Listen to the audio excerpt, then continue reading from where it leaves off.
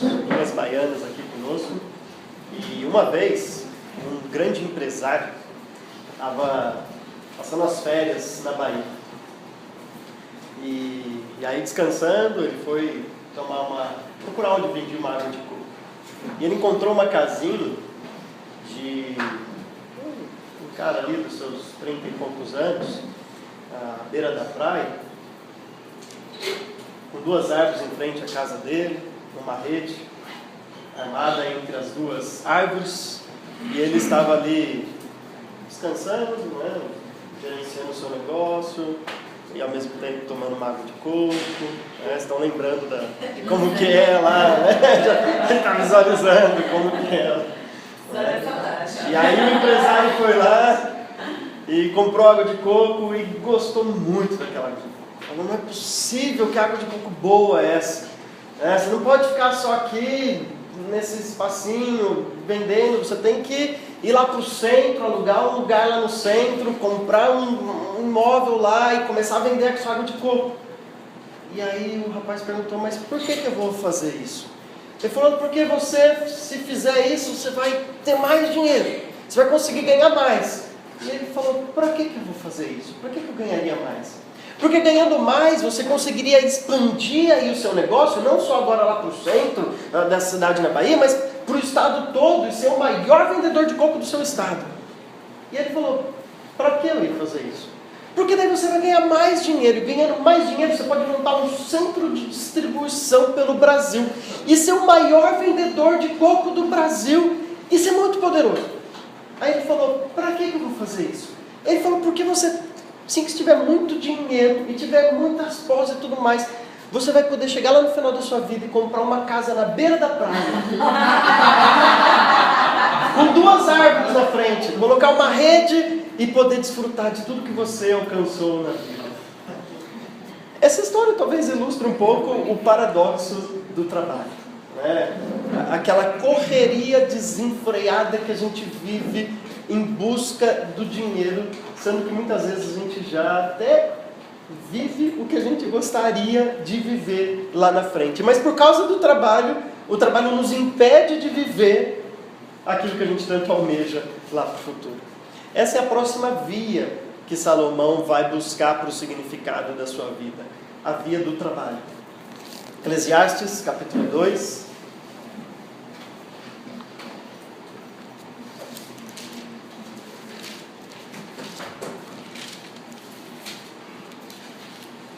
Eclesiastes, capítulo 2, a partir do versículo 17.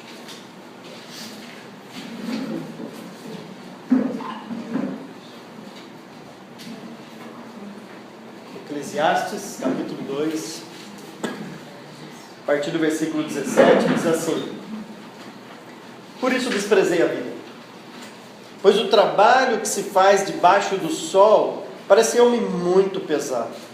Tudo era inútil, era correr atrás do vento. Desprezei todas as coisas pelos quais eu tanto me esforçara debaixo do sol, pois terei que deixá-las para aquele que me suceder. E quem pode dizer se ele será sábio ou tolo? Todavia, terá domínio sobre tudo que realizei com o meu trabalho e com a minha sabedoria debaixo do sol. Isso também não faz sentido. Cheguei ao ponto de me desesperar por todo o trabalho no qual tanto me esforcei debaixo do sol. Pois o homem pode realizar o seu trabalho com sabedoria, conhecimento e habilidade, mas terá que deixar tudo o que possui como herança para alguém que não se esforçou por aquilo. Isso também é um absurdo e uma grande injustiça. Que proveito tem um homem de todo o esforço, de toda a ansiedade com que trabalha debaixo do sol? Durante toda a sua vida, seu trabalho é pura dor e tristeza. Mesmo à noite, a sua mente não descansa. Isso também é absurdo. Para o homem, não existe nada melhor do que comer, beber e encontrar prazer em seu trabalho. E vi que isso também vem da mão de Deus. E quem aproveitou melhor as comidas e os prazeres do que eu? Ao homem que o agrada, Deus dá sabedoria, conhecimento e felicidade. Quanto ao pecador, Deus o encarrega de ajuntar e armazenar riquezas para entregá-las a quem o agrada. Isso também é inútil, é correr atrás do vento. A didática de Salomão é sempre a mesma em todos os parágrafos de Eclesiastes, salvo raras exceções. E aqui não é diferente. Ele começa já, para não desiludir a gente, não nos enganar, ele já começa mostrando qual foi a reação dele diante dessa nova pesquisa. E parece que ele está começando a ficar injuriado. Sabe quando você tenta de um jeito e não deu, tenta de um jeito e não deu, tenta de um jeito e não deu, aí ele entrou no Facebook e colocou lá, hashtag estou aborrecido, estou chateado. Então ele diz, eu desprezei a vida, eu aborreci essa vida. E aí alguém mandou logo uma mensagem para ele, porque viu que ele postou aquilo lá, ficou preocupado, falou, mas Salomão, por que você está assim? Hashtag chateado, o que aconteceu aí, né? E ele diz, pois o trabalho que se faz debaixo do sol pareceu-me muito pesado, tudo era inútil, era correr atrás do vento. Então Salomão faz, eu tentei pela via do trabalho, mas essa via do trabalho também se mostrou inútil. Aliás, se mostrou muito pesado. Lembra? Ele já tinha falado isso quando ele fala do esforço humano, que é algo mais genérico, que inclui o trabalho. Agora, mais especificamente a respeito do trabalho, ele vai dizer, isso é um fardo pesado. E depois ele vai mostrar os motivos pelos quais ele tem essa conclusão. E aí essa pessoa que entra em contato com ele pergunta, mas Salomão, o que você chegou de conclusão então aí, os argumentos dessa sua pesquisa, se o trabalho pode ou não dar significado para a sua existência? E aí ele dá 2 argumentos, pelos quais o trabalho também é insuficiente para trazer significado para a nossa vida. O primeiro argumento é porque o trabalho, a gente se esforça tanto, mas a gente tem um herdeiro incerto, a gente tem um sucessor que a gente não controla. Você não sabe para quem deixará. E mesmo se saber para quem deixará todo o seu trabalho, você não tem controle de que maneira ele lidará com isso. Então é isso primeiro que ele fala, quando ele fala no versículo 18, eu desprezei todas as coisas pelas quais eu tanto me esforçava debaixo do sol, pois terei que deixá-la para aquele que me suceder. Agora, qual é o problema com isso? A gente não sabe se talvez ele tivesse já em mente o filho dele, Roboão, que a gente sabe depois como que foi meio difícil o reinado dele. Pode ser que ele já tenha em mente pensando assim, esse cara vai destruir tudo que eu construí. Salomão sabia que o filho dele não era forte e cheirável, e depois a gente viu mesmo na história que não foi lá aqueles reis dignos de serem lembrados como os bons reis de Israel. Mas ele olha e fala assim, mesmo que você não tenha certeza que seu filho ou seu herdeiro, ou para quem você vai passar essas coisas, é alguém ruim, mesmo assim você ainda não tem certeza do que ele vai fazer. Salomão escreve algumas coisas aqui, que é a grande preocupação de pais, e é a grande realidade do que a gente vê quando um negócio é passado de uma geração para outra. Minha mãe é professora de economia, muitos aqui conhecem a minha mãe. E lá em Piracicaba, dando aula de economia, ela teve a oportunidade de ministrar no curso de administração na Unimep. E a Unimep é uma das maiores universidades lá de Piracicaba, então muitos dos empresários de Piracicaba colocavam os seus filhos para estudar na Unimep, ali na cidade. E ela chegava à noite para mim, depois de um dia de trabalho, e falou assim, coitadas das empresas aqui de Piracicaba. Porque os filhos não estão nem aí para aprender. Sabe aquela pessoa que recebeu algo e não dá valor para aquilo, porque ele não batalhou por aquilo, e ele só quer saber de como ele vai gastar toda aquela herança, como que ele vai gastar todo aquele dinheiro, aquele império que ele está recebendo. Ele faz curso de administração por fazer ali, mas eu falava, eles não vão dar aula, não leva a sério, porque o que eles estão mais preocupados não é como eu posso expandir o negócio dos meus pais, como eu posso dar sequência a isso, é como eu posso usufruir de tudo isso, como eu vou gastar, e já faz planos. E depois, você tem lá em Piracicaba, sabe, lá em Piracicaba, empresas que começaram a dividir, brigas, porque todo mundo queria saber como gastar, mas ninguém queria saber como trabalhar e edificar a empresa. Isso que a gente vê hoje é também a preocupação de Salomão. Você constrói um negócio, uma herança, você vai lá e consegue deixar um apartamento para os seus filhos.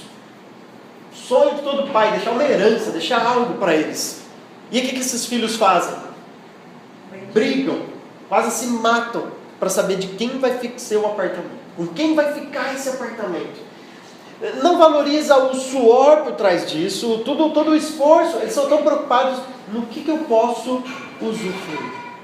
Isso lembra de Lucas capítulo 15. Lembra aquele jovem que chega para o seu pai: pai, me dá a sua herança, me dá parte da minha herança, me dá o que me cabe na minha herança. Obrigado, tudo bem. Quanto mais água, mais eu pego. Obrigado.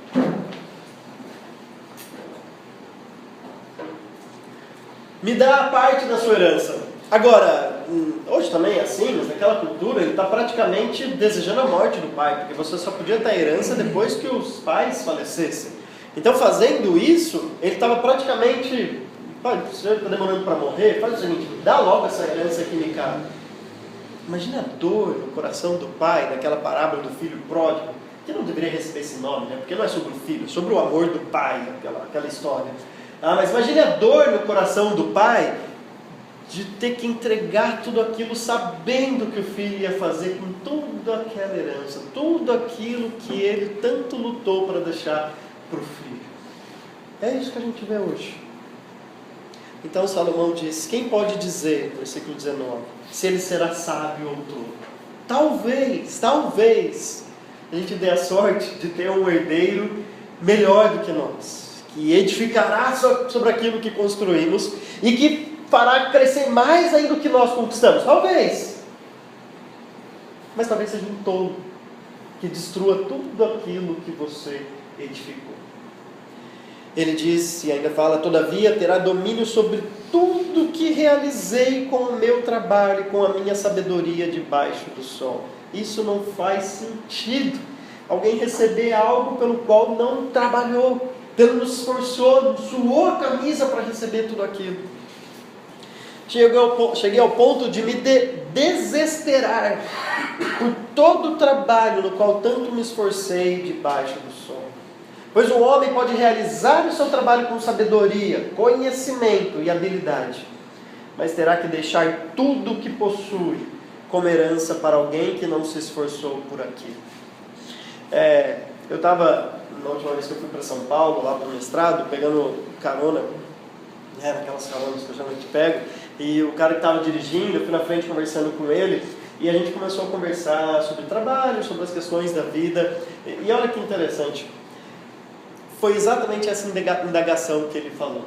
Ele falou assim: sabe uma coisa que me deixa meio intrigado? Ele me disse. Eu falei: o quê? Ele falou: é saber que ele é dono de empresa, construtora, estava contando umas coisas que ele já conquistou, que ele tem empresa em 3 cidades diferentes, fica viajando. Ele falou: é a possibilidade de vir alguém e destruir tudo isso. Aí, quem? Ele falou: meu filho.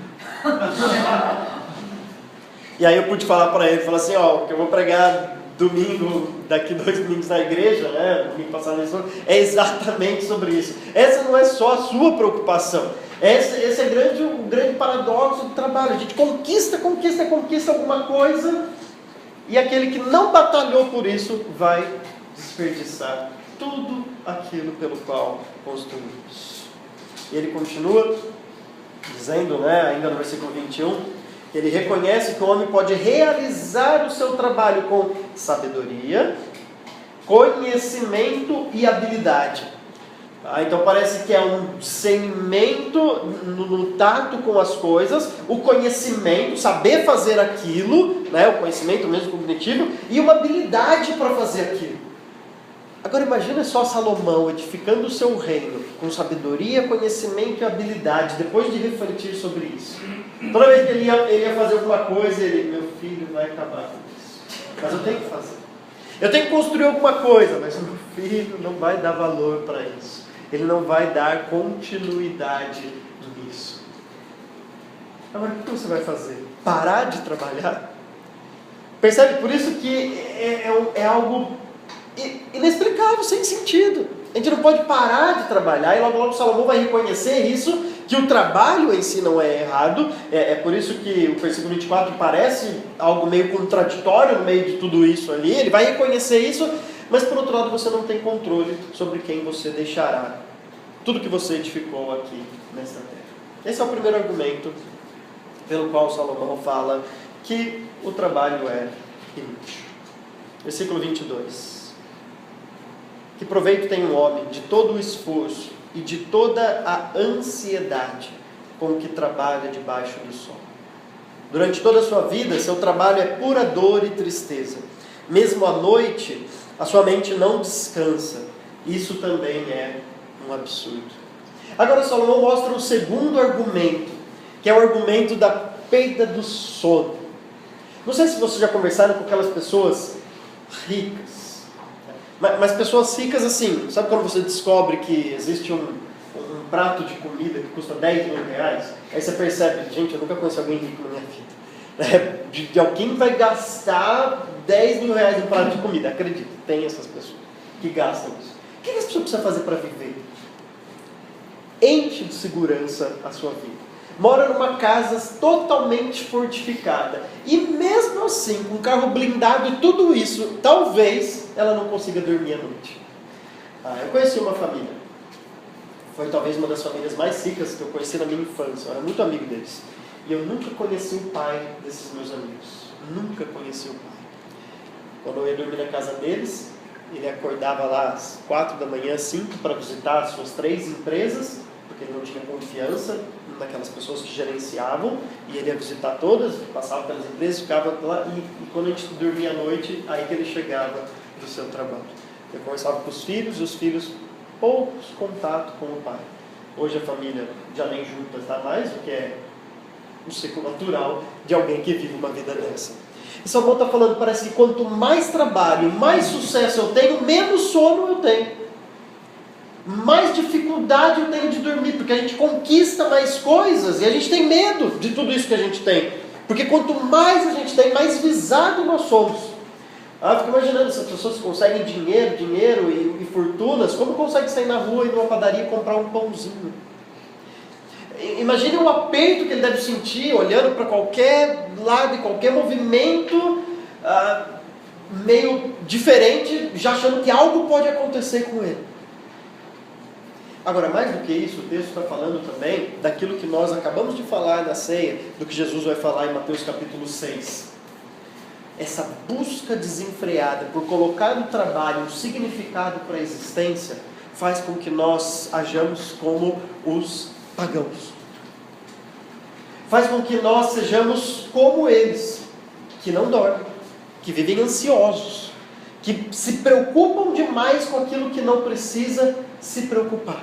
E é o que Paulo vai falar dessa ansiedade lá em Filipenses, de controlar aquilo que é incontrolável, de desesperadamente ficar buscando no trabalho um significado para a sua existência, de depositar no trabalho, no seu sucesso, na sua carreira, no ganho que você pode ter com isso, o significado da sua vida. E aí você perde o sono. Aí você não consegue dormir. Porque você fica pensando, o que eu preciso fazer amanhã? Qual plano eu preciso fazer amanhã? Senão eu vou ficar sem trabalho, eu preciso ter mais, eu preciso conquistar mais, eu preciso ter mais. E essa ânsia, essa luta, essa ansiedade não deixa você dormir. Quanto mais ainda depois, você pode ter gastrite, pode ter úlcera, pode ter mais um monte de outra coisa, porque a ansiedade é uma daqueles, não é uma doença, mas é um daqueles pecados psicossomáticos, né? Começa na mente, mas logo vai ter consequências no seu corpo. Começa com gastrite, não consegue dormir, depois tem um monte de outras consequências. E Jesus fala, são os pagãos que fazem isso. Eles correm atrás dessas coisas. Esse é o segundo argumento pelo qual Salomão está falando, não há como colocar no trabalho um significado para a nossa existência.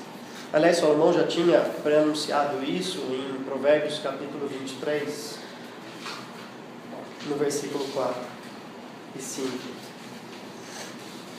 Ele diz, não esgote suas forças tentando ficar rico. Tenha bom senso. As riquezas desaparecem assim que você as contempla. Elas criam asas e voam como águias pelo céu. Não esgote as suas forças tentando ficar rico. Tenha bom senso, tenha juízo, esteja equilibrado, viva a sua vida de uma maneira equilibrada, porque essas riquezas criam asas e voam rapidinho. Agora, lembra o que Salomão fez com a sabedoria?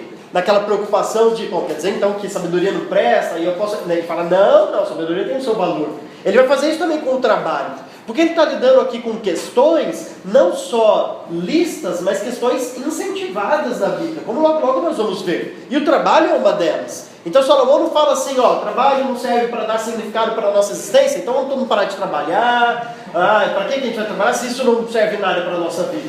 Aí Paulo escreve lá em Tessalonicenses, nas 2 cartas, combatendo as pessoas que achavam que, porque Cristo já estava próximo de vir, por que a gente vai trabalhar? E ele fala, se você não trabalha, que também não coma. Trabalho é lícito. Aliás, não é só lícito, é incentivado na Bíblia. Nós temos que trabalhar. Por isso que no versículo 24 ele diz, para o homem não existe nada melhor do que comer, beber e encontrar prazer em seu trabalho. Agora essa frase tem que ser lida e entendida junto com o final do versículo. Porque esse versículo 24 é uma grande virada na argumentação de Provérbios. Parece que Salomão, ele não se aguenta em deixar tudo para o final e começa a antecipar algumas coisas a partir daqui. E aí vocês vão perceber que a palavra Deus, que por enquanto só apareceu uma vez até agora, lá no comecinho, na introdução, e nem era como argumento, vai começar a aparecer de forma mais homeopática, em doses mais homeopáticas. Para lá na frente, ele escancará. O temor a Deus é a única coisa que dá significado para a nossa existência. Mas aqui ele vai começar a introduzir o que a gente vê no finalzinho do versículo 24. E vi que isso também vem da mão de Deus. Sabe o que Salomão está falando? Salomão está falando que o trabalho é lícito, mas só aquele que entende que o trabalho vem da mão de Deus, ou seja, que não é o pagão lá que Jesus falou em Mateus 6, é que consegue realmente desfrutar do seu trabalho. Porque ele não vai colocar a carga que o trabalho não consegue suportar, que é dar significado para a nossa existência. E a nossa sociedade é expert em fazer isso. Há um provérbio da sociedade que fala que o trabalho dignifica o homem. É uma das grandes mentiras. Porque o que dignifica o homem é o fato de a gente ter sido criado à imagem e semelhança de Deus. Senão alguém que perde seu trabalho não é mais digno. Não tem mais dignidade. Que absurdo. Um trabalho dá dignidade para o ser humano. O que dá dignidade para nós é o fato de sermos criados à imagem e semelhança de Deus. Percebe como a sociedade tenta colocar em cima do trabalho um peso que não deve ser colocado. E só aquele que tira esse peso do trabalho, não deixa de trabalhar, mas tira esse peso do trabalho e reconhece que isso vem de Deus, isso é uma dádiva de Deus. É um presente daquele que dá significado para a nossa existência. Só essa pessoa consegue desfrutar do seu trabalho. O trabalho não é um peso, não é algo que exige, ele exige dele um significado para a vida, uma resposta. Ele desfruta do seu trabalho. Por isso que Salomão fala que para aquele que reconhece que o trabalho vem de Deus, não existe nada melhor do que comer, beber e encontrar prazer em seu trabalho. Quando você tira o peso que você quer colocar no seu trabalho, aí você consegue desfrutar das obras que você faz. E ele continua, versículo 25. E quem aproveitou melhor as comidas e os prazeres do que eu? Não sei se sua Bíblia tem uma notinha de rodapé, porque os manuscritos eles se dividem na tradução desse versículo, não na tradução, mas no original desse versículo. E eu prefiro ficar com o que está na nota de rodapé. Alguns textos mais antigos diz, e sem ele, como que a gente pode aproveitar essas coisas? É isso que traz mais ou menos, e sem ele seria Deus. Então é como se Salomão estivesse falando assim, isso vem da mão de Deus, e sem ele e sem Deus, como que a gente pode trabalhar e aproveitar e fazer todas as coisas que a gente faz, tá? Então isso é um probleminha de manuscrito, de crítica textual, embora não mude nada no argumento. E aí no versículo 26 ele diz, ao homem que o agrada, Deus dá sabedoria, conhecimento e felicidade. Quanto ao pecador, Deus o encarrega de ajuntar e armazenar riquezas para entregá-las a quem o agrada. Isso também é inútil, é correr atrás do vento. Ao homem que o agrada. Quem é esse homem que agrada a Deus? Não é o homem que deixa de trabalhar, mas é o homem que não coloca peso em cima do trabalho, que não busca no seu trabalho um significado para a sua vida. E esse homem que entende isso, para ele, Deus dá sabedoria, conhecimento, e agora não mais habilidade, para repetir aquelas 3 palavras do começo que Salomão fala, mas felicidade. O trabalho não é resultado da queda. Se assim fosse, o trabalho seria um peso para o ser humano, seria algo ruim para o ser humano. Tá? O que foi consequência da queda foi o trabalho ficar agora mais penoso. Tá? Adão tinha que trabalhar antes da queda, mas agora do suor do seu rosto você terá que comer o seu pão. Mas em Cristo, que é quem reverte as consequências da queda em nossa vida, em Cristo nós podemos novamente buscar felicidade no trabalho. Você pode chegar em segunda-feira e não fazer como todo mundo, né? Não vejo a hora de chegar sexta-feira porque esse trabalho.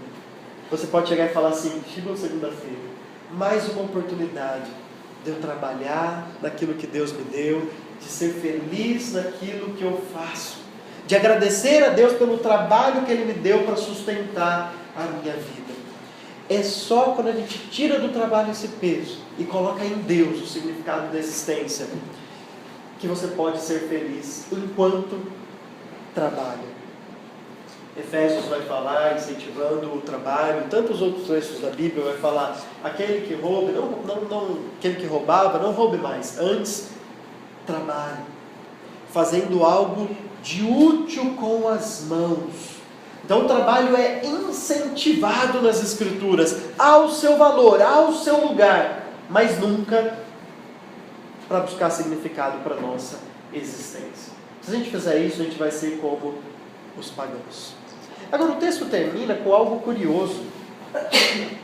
Ele diz no metade do versículo 26, quanto ao pecador, Deus o encarrega de ajuntar e armazenar riquezas para entregá-las a quem o agrada.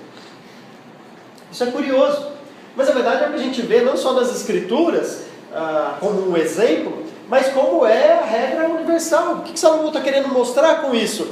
De que na verdade quem é dono de todas as coisas não é a pessoa que está trabalhando por elas, mas continua sendo o nosso Deus. Você não é dono último daquilo que você edifica. Nem o pecador que está longe de Deus, que não quer agradar a Deus, ele acha que ele é dono daquilo. Mas na verdade, Deus continua sendo o dono daquilo e Ele faz o que quiser. O maior exemplo que a gente tem na Bíblia é o povo egípcio, que construiu toda a sua riqueza à custa de um povo do qual ele fez escravo por 400 anos. Mas quando Deus manda um libertador para esse povo, para tirá-lo do Egito e levar para uma terra que ele ia adorá-lo, Ele põe no coração dos egípcios fornecer todas as riquezas, os ouros, os tesouros que eles tinham lá para esse povo que foi escravo 400 anos, ajudando eles a enriquecer. Imagina que curioso, você oprime um povo 400 anos para se enriquecer, e quando esse povo sai e não é mais seu escravo, você entrega todo o seu tesouro na mão deles, de forma que quando eles estavam lá no deserto, e Deus pede para ser construído o tabernáculo, e aí Moisés fala assim: a gente precisa de ouro, precisa de coisas para construir, pedras preciosas. Aí chega uma hora que ele fala: calma, não precisa trazer mais, já veio de muito, já tem muito, está sobrando.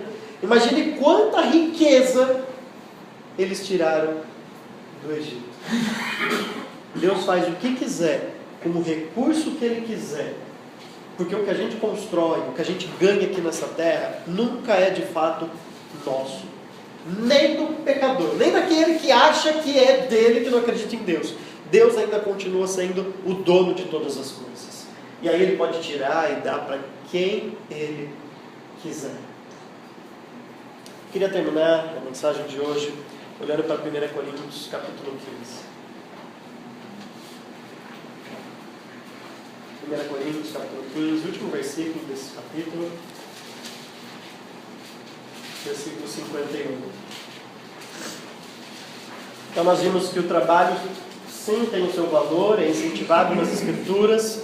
Colossenses, Efésios, vai falar para você ser um melhor trabalhador, porque isso glorifica a Deus, quer seja funcionário ou patrão, autônomo, você deve trabalhar, ser diligente no seu trabalho. Provérbios vai falar isso, para aprender com a formiga, mas você não pode colocar no trabalho um peso excessivo na busca por significado para a sua existência. E aí Paulo vem e escreve em 1 Coríntios 15, 58. Portanto, meus amados irmãos, mantenham-se sempre firmes e que nada os abale. Sejam sempre dedicados à obra do Senhor, porque vocês sabem que no Senhor o trabalho de vocês não será inútil. Amém? Que Deus nos abençoe.